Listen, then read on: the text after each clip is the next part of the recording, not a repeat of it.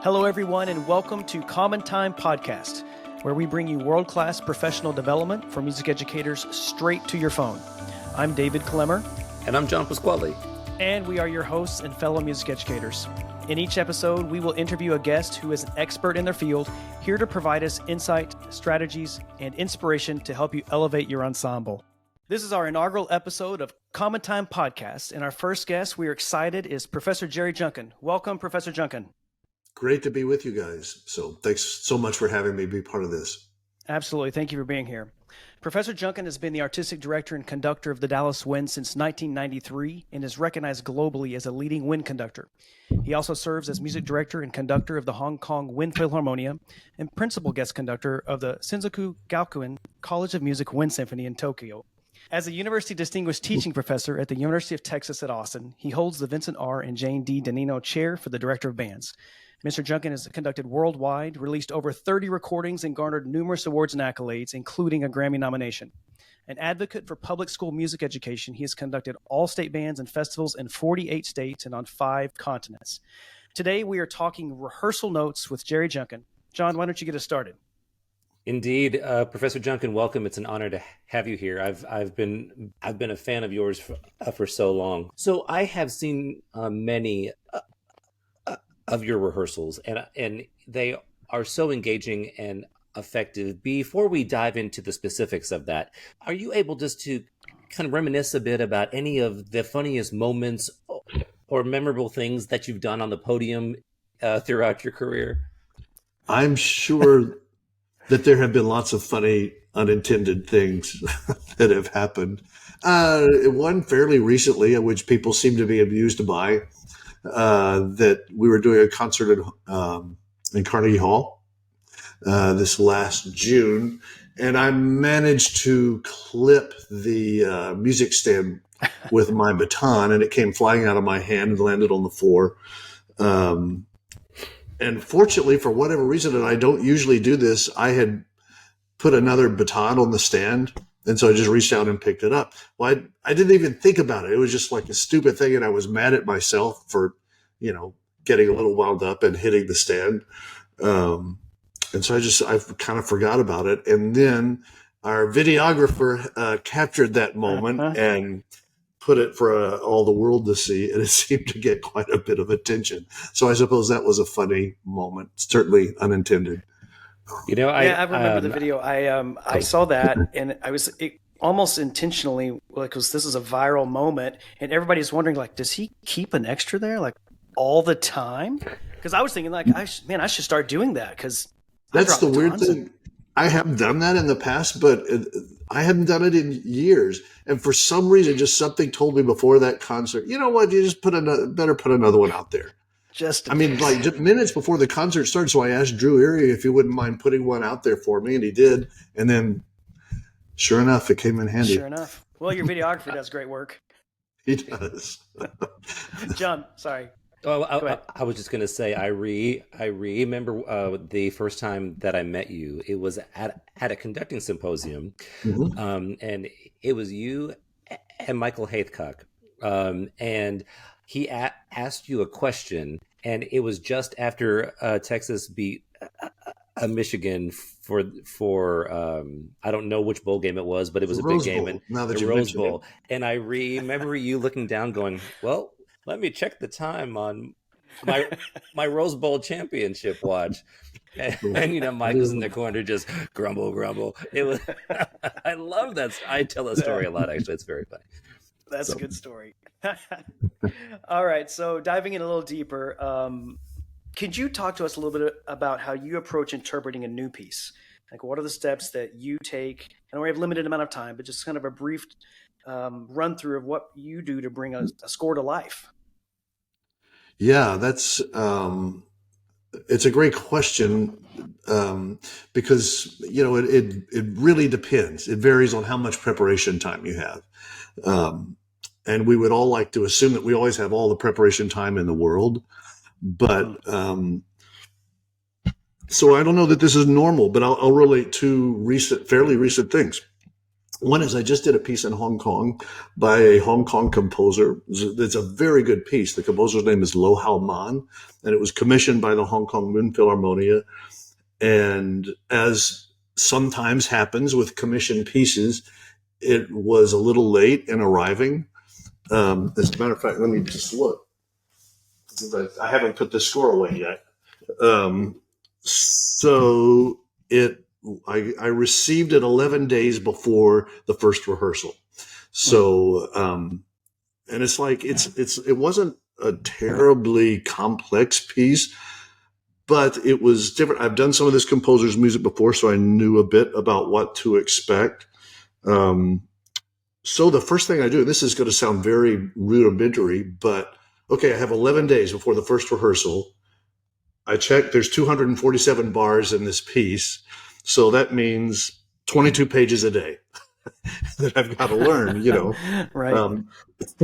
Pardon me. So if I break it down into smaller chunks, it works better rather than trying to manage the entire thing, because that gets too stressful. You're overwhelmed by it. So when I break it down into 11 days, 11 pages per day, some of that goes really easily and more of it gets complex. But if I can maintain that average pace, then I know I'm going to make it in time. That's still cutting it close to say, I'm going to have this ready for the first rehearsal.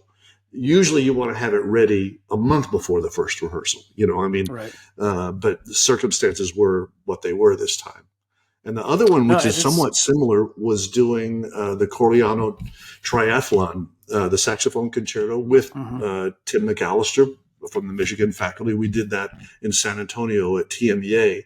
And that was another one that it's a transcription. So I had the orchestral score, but the actual transcription arrived. I haven't put this one away either. My score pile over there needs to be dealt with. But this one is, let's see, what is it? 125 pages. So I needed to do this one by pages. So what was my math here? I needed to learn 12 and a half pages a day before the first rehearsal with the Dallas Winds. And in this case, if I show you some of this, will it show up here? Because some of it's very standard, sort of stuff. But the first thing I had to do, I don't know if you'll see this, is highlight where the saxophone part, the solo saxophone part, where the solo is. I can see that. Oh, yeah. Because it's not in the middle of the score or at the top. It's lost down there. It's, for some reason, after the brass parts and before the percussion parts. So I had to get my head around that. And then there's this section in the last movement, which is just panic-filled for everyone, certainly including the soloist, where it's just constantly shifting meters at quarter note equals 212 beats per minute. Wow. So that I had to actually really dig into and learn and practice. So it's just different. It just depends on those are two that I'm mentioning because the arrival time was late. Like I said, normally you're not quite so pressed and you have more time. That's when it works better, Right. No, but it makes total sense. I'm sure that obviously for a high school teacher, especially younger teachers, diving into a score for the first time, breaking it down into manageable parts like that is honestly, I've done score study for a long time and I've never done that exactly. I've done whole, then. Mm-hmm.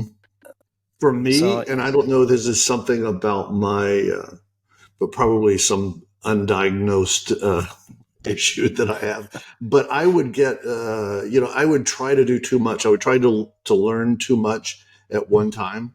I would get frustrated because I would start at the beginning, start on the first page, and then just go and try to put it all together. And it just doesn't work well that way, because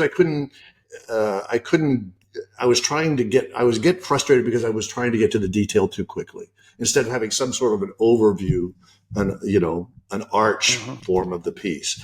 So I think this, for me, that's continued to be a thing where even if I wasn't pressed for time quite so much, I would still attempt to break it down into more manageable sections, five pages a day. Well, unless it's incredibly complex, 5 pages a day is pretty easily done, you know. Yeah. No, absolutely. That's great advice. And then also going along with that, Jerry, I've heard many middle school teachers think or say that score study isn't actually necessary because it's just a grade 2 piece of music. How do you feel about that? Well, first of all, the conductor has to know.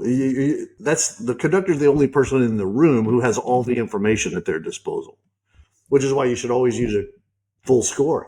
So you know what every person in the room has.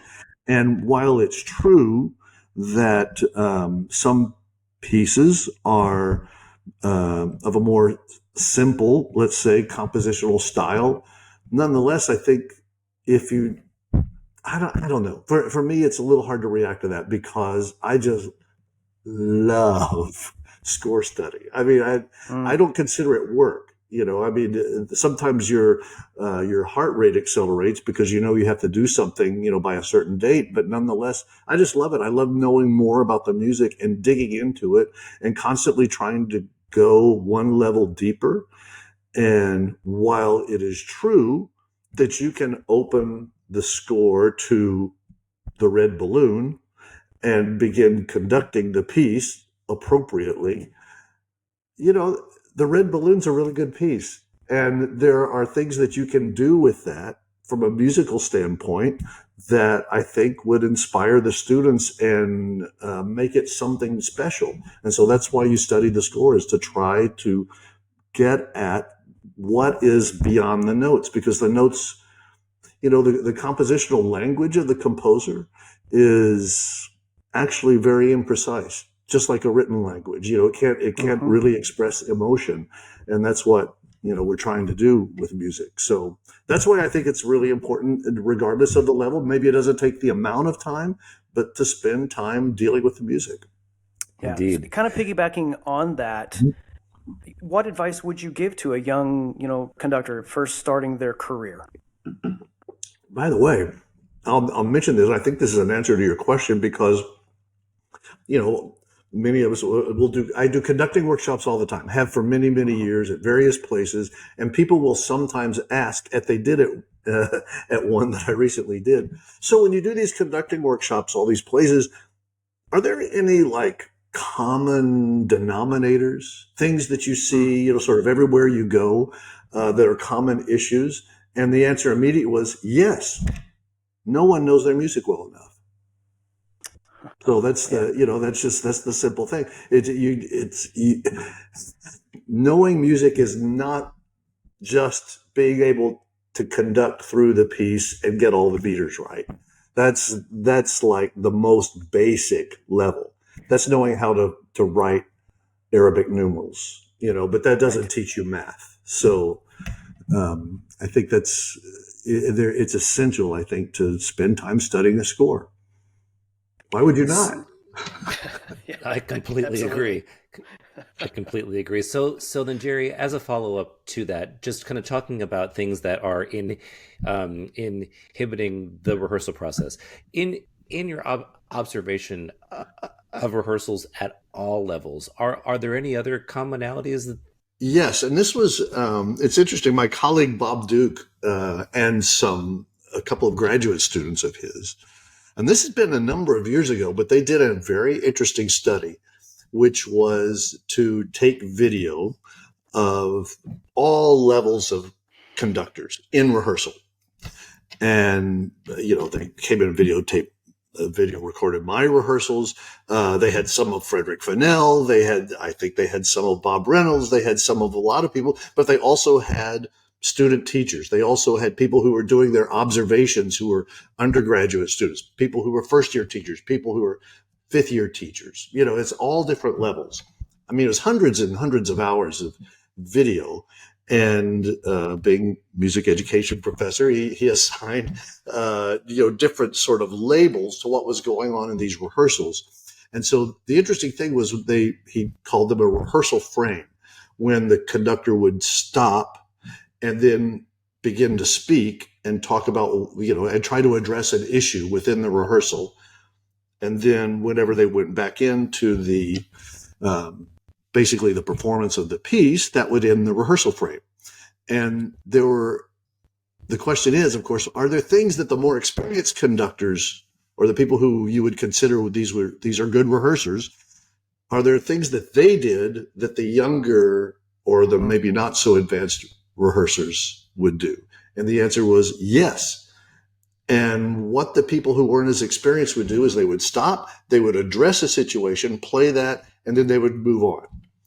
But to a person, the more experienced conductors would stop, they would address the problem, they would play it, it would be fine, and then they would go back before that moment and put that into context. And what they found was that if you didn't do that, if you just corrected the issue and then went on from there, it didn't stick. 7 times out of 10, the next rehearsal, the same problem would happen again. The same issue would be, especially when you were dealing things with intonation, with balance and blend. Wrong notes, usually they would be captured effectively, but those other sorts of issues were just, there was no retention. So I think that's an interesting thing. And I do observe conductors at times who don't do that. And I think it's a powerful tool just to remember to put it in context, because if you don't wrap it up with the rest of the piece, then it just doesn't resonate the same way. So Professor Junkin, what changes or trends are you noticing in the field of music education, and how do you think they're going to impact how the wind band is rehearsed, and also how teachers and conductors engage in the modern wind band medium? Man, that's a great question, and that is obviously, that changes over time. I've had the same concerns a little bit for a number of years, but that concern is growing about, I think, 2 separate things. So I'll mention the first one. In the public schools, the emphasis on the marching band part of the activity and how that's handled in schools. I think, we'll have students here, a lot of students who do drum corps in the summer. And they have this kind of preconceived notion that I am not supportive of that. And I'm totally supportive. I love drum corps. And I think if a student is in a drum corps in the summer, they know exactly what they're getting into. Great. The thing that I have a problem with is when in high school, students are not given the option to opt out. If they're going to be in band, then they are in marching band. And at that particular school, the marching band is an attempt to replicate what happens during an all summer long drum corps experience. I think that's actually harmful. And I see that progressing and actually getting a little more pronounced. I'll just say it that way.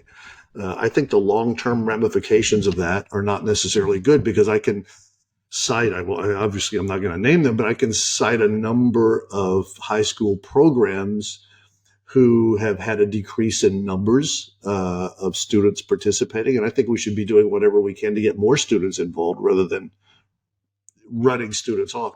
There's a person who I met a number of years ago who was an oboist. At that time, he was a freshman in high school in California. He was the principal oboe in the California All-State Band. And you could just tell, watching him warm up, that this kid's an oboist. I mean, good Lord. I mean, really? He's a freshman? The conversations are going on. And so and he played beautifully. And so after one of the rehearsals, we were walking back to the hotel, and I just asked him, so how'd you get you're really good. How did you get to do this? And well, his parents were really supportive. They would take him into LA. He studied with the principal oboe. He studied with Alan Vogel in the LA Chamber Orchestra. He was taking lessons with the principal in the LA Philharmonic. He was playing in a youth orchestra on the weekends. And I just thought, man, it's so good. He's now the English hornist with the with the New York Philharmonic, Ryan Roberts, at age 25 or something like that. And I just remember thinking, man, he's so lucky he's here and went to Santa Monica High School and not to a high-powered marching band position where he wouldn't have been given the choice to be in marching band or not. And he would have been crashing cymbals, or he would have been playing mallets on the sideline or something like that. Would not have been the most imaginative use of his time. So, and there's a lot of kids like that. So, I mean, that's a long-winded answer, and I apologize for sort of going No, off no, on it's such a good point that you've made, and I mean, we could do an entire episode on that specific topic. But I'm curious, do you have any thoughts on solutions? Like, what are things that teachers can do to balance? Obviously, we do live in a state, and we're not the only state. There's several states that are high power competitive marching bands, but Sure. are there maybe some thoughts you have that might create some options for solutions for people that would like to have, a good marching band, but also offer opportunities for their students? Right. I said this little diatribe that I just mentioned publicly one time at a conference, and I had a director write to me after that, telling me he totally agreed. And he said, I'm so glad you just said that, because in his own program, they had faced that with also an oboist who was very talented, from the Houston area, actually. Mm-hmm. And this person wanted to play in a youth orchestra. The rehearsals would conflict. And you know how, and this happens in a lot of states, once the competition schedule begins, it's unrelenting for 10 weeks or something, every weekend. And so his decision was, we're going to excuse her. She doesn't need to do this. She can be, she's a great oboist. Well, his colleagues all had a big problem with that. If we do it for her, we're going to have to do it for everyone. We're going to have to make all these exceptions. It's going to kill the program and all this. Well, of course, that didn't happen. And she actually, interestingly enough, ended up coming to UT. She was a wonderful oboist. But I think you just have to be flexible, and you have to meet these students rather than making these carte blanche rules where you're actually limiting the ability for someone to do something really fantastic musically. I understand the challenges with that, but I think just a little humility on the part of the director and a little kindness, could go a long way. No, I think you're absolutely right. And then in follow-up to that, Jerry, outside of marching band, are there any other trends that are similarly problematic or similarly helpful to how things are going or how they will be going? Look, the last thing anyone wants is some know-it-all college band director telling them, oh, you're doing this all wrong. So I say everything, take everything with a grain of salt. I'm just, all you're asking me to do, I think, is make, rather than sweeping generalizations, just talk about things that, I've noticed. And I do notice a lot of times that when it gets to the concert band part of the year, people very often will attempt to play too much music that is too difficult, so that their students can't feel success. And I think that's an important part of the project too.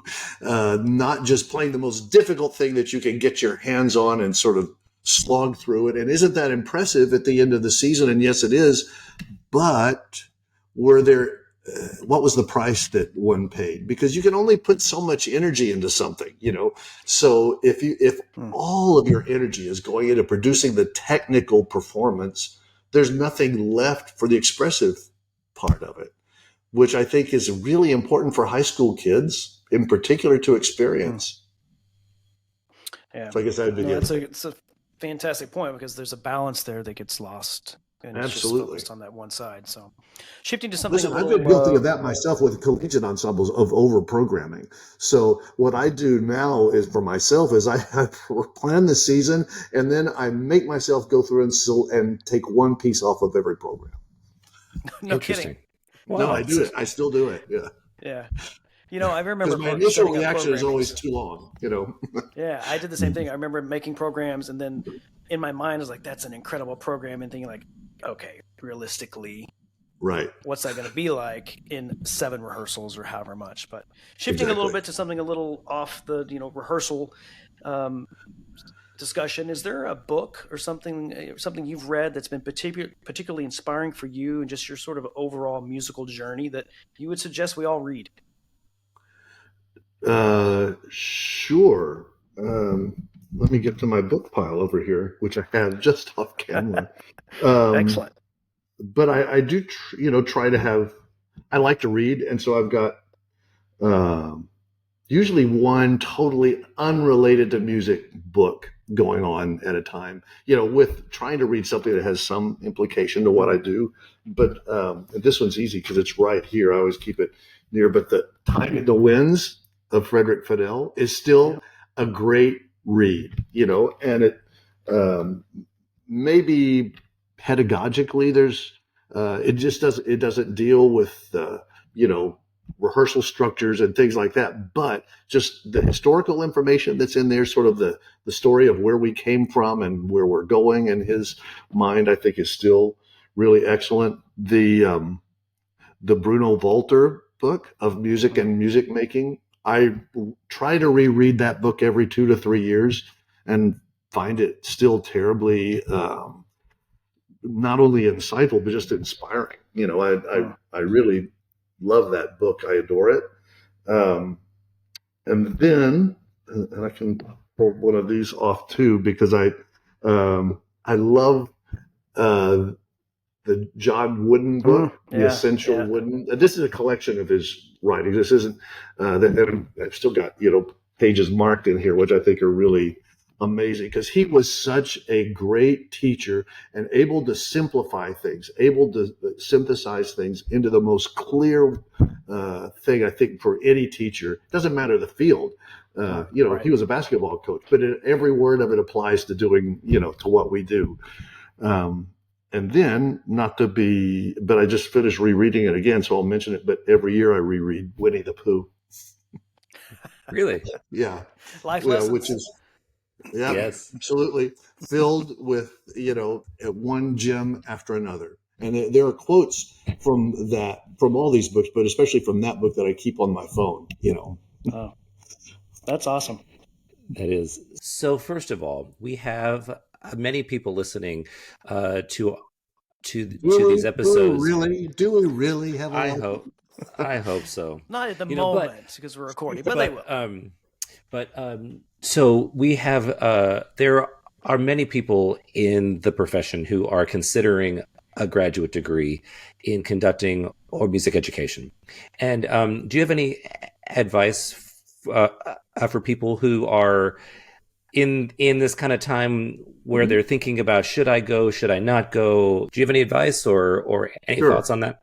Yeah, I think now this may encourage some people to look at a different school than mine by saying these things, but one of them is, I think it's different for a master's degree and for a DMA. DMA is obviously that's the culmination of your formal education experience, and so very often people will come to me and say, I really can't decide. I love orchestral conducting. I'd like to be an orchestral conductor, but I come from this band background, so I'd really like to get a DMA in band conducting. Is there any way I could do both? And the quick answer is absolutely not. No way. I mean, there's too much to know in both. There's too much to learn. So no, it's the answer to that.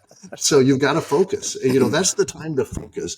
And working on a DMA is the last chance you'll ever have to be really selfish for yourself with your time of the things that you want to learn. And so the reason to get a DMA is not to get a college teaching job. I mean, that may be the end result, but the reason to get a DMA is to learn everything that you can about wind band conducting. So, and there is a lot to learn, so it's a real commitment. So I always encourage people, if you're after a job at the end, and again, we all hope that it happens, but I've had students who came in and started a degree thinking that they wanted to do one thing, and by the end of the degree, they firmly were doing something else by their own choice. I think that's great, because then they were open to whatever, they were able to pull out of the degree. So I obviously I believe in it. So I want to help people as much as you can. And that's my sort of philosophy, is I can save people some time, then I've done a good job. But That's an incredible advice, actually. I've never heard it said quite that way. It's not the job. Like, if you're doing this to get a job, then perhaps that's not the right direction for you. And it does make you think, like, why exactly? What am I trying to accomplish here? So that's incredible. Right. Jerry, we really appreciate your time today. We have a final question that we ask everyone that joins us on the podcast, and that is, what is your favorite time signature? It's a difficult one, so take your time. Well, I like them all, but I would say, I do. I think there is one. I'm attracted to 7/8 a lot, because of the flexibility of it. 2 + 2 + 3, 2 + 3 + 2, 3 + 2 + 2. I mean, there's a lot of different ways you can spell 7/8. So yeah, and it has a swing to it that I really like. Yeah. Well, here on the Common Time podcast, there's only one right answer, which is obviously Common Time. But no, we're just kidding. It's really interesting. This question, we've asked it. It's the answers. We didn't know what to expect. We said we want to ask one question that's the same for everybody, and not a hard question, and just see what people say. And every single person has had a different answer and a reason for their answer. It's been very mesmerizing to sort of. It's a little bit about their thinking. You wouldn't think that, but it has been the case. So has anyone said Common Time? No one said Common Time. No. However, what's fascinating is that so far everyone has an 8 in the bottom. Interesting. Yeah.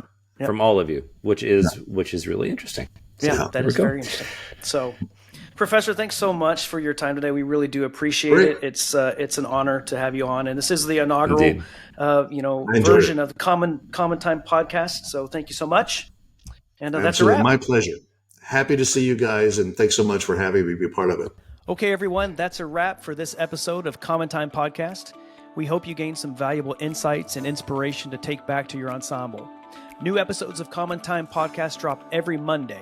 We hope you enjoyed the show. Please take a moment to leave us a rating or review on your favorite podcast platform. It really helps us reach more music educators just like you. And a special thanks to our wives, Jessica and Theresa, for keeping us organized enough to make this happen. Also, don't forget to follow us on your favorite social media platforms at Common Time Podcast for updates, behind-the-scenes content, and more. Thanks for tuning in, and we'll catch you in the next episode. Keep making music and keep making a difference.